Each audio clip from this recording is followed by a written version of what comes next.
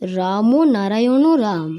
তো আমি অনেক দিন পর আপনাদের সামনে নতুন ভিডিও নিয়ে চলে এসেছি। এইটা একটা খুবই গুরুত্বপূর্ণ বাণী পাঠ। তো চলুন শুরু করছি। সজাগের সাড়া।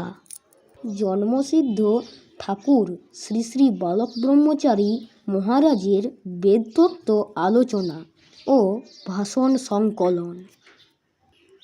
প্রকৃতি সর্বদাই উন্মুক্ত, চিরসজাগ, তার দ্বার সবার জন্য খোলা। এই যে মহাশূন্য, তার থেকে জীবজগৎ সৃষ্টি হলো। সৃষ্ট হয়েই জীবের গঠনমূলক যা কিছু প্রয়োজন, যাতে জীব সুন্দরভাবে গড়তে পারে, সব কিছু প্রয়োজনের সাথে সাথে প্রত্যেকটি সৃষ্টি হয়ে চলেছে। এই শূন্যময় জগতে যতটা ভরপুর আছে, কি আছে তা দেখা যায় না। এই ভরপুর থেকে আপনা আপনি সব কিছু দেহের ভিতরে সঞ্চারিত হয়েছে এবং সেই সঞ্চারিত বস্তু যে পরিস্ফুটিত হচ্ছে এবং প্রয়োজনের সাথে সাথে সজাগের সাড়ায় আপনা আপনি যে জেগে উঠছে, এই জেগে ওঠাটাই স্বাভাবিক। প্রতিটি জীবের ভিতরে বুঝ অবুঝ, ভালো মন্দ, বিবেক বিবেচনা সব গাথা। সৃষ্টিতত্ত্বের নিয়ম অনুসারে প্রকৃতি এগুলি দিয়েই জীবজগৎ গড়েছেন। এগুলির দ্বারাই বুঝে নিতে হবে প্রকৃতির রহস্য, বুঝে নিতে হবে তার অন্তর্ধ্বনি, তার ইঙ্গিত। একটু লক্ষ্য করলেই প্রকৃতির দিকে নিগূঢ়তম দৃষ্টিপাত করলেই দর্পণের মতো সব কিছু চোখের সামনে ফুটে উঠবে। সংস্কারের দৃষ্টিতে নয়, বিজ্ঞানের দৃষ্টিভঙ্গিতে বিশ্লেষণ করতে হবে।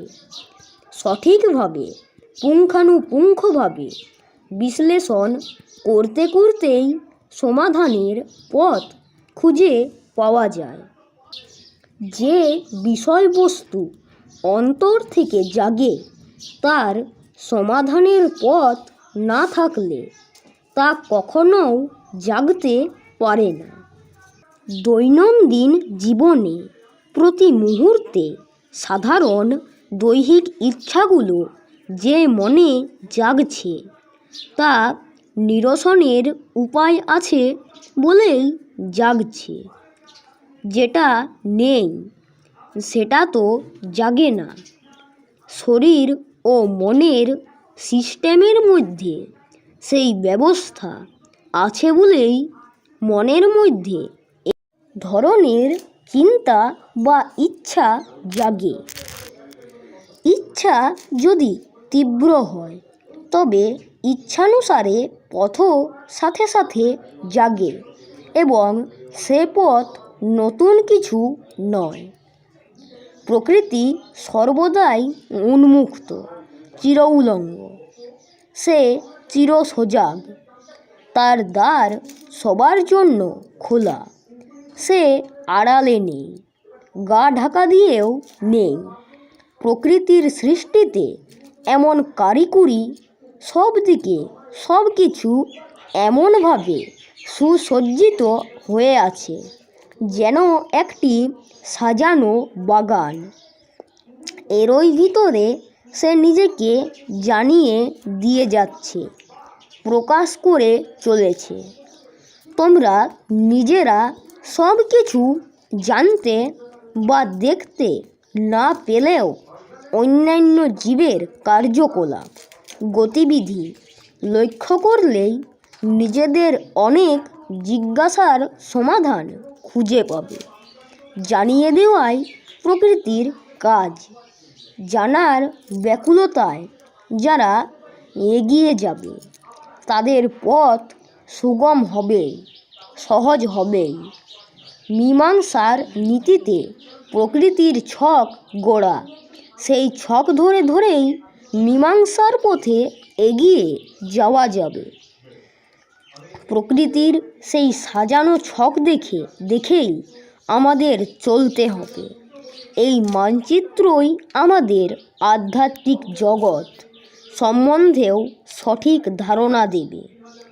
প্রকৃতির যে স্বচ্ছধারা বয়ে চলেছে আপন গতিতে, তার থেকেই আমাদের মত ও পথ বুঝে নিয়ে অগ্রসর হতে হবে।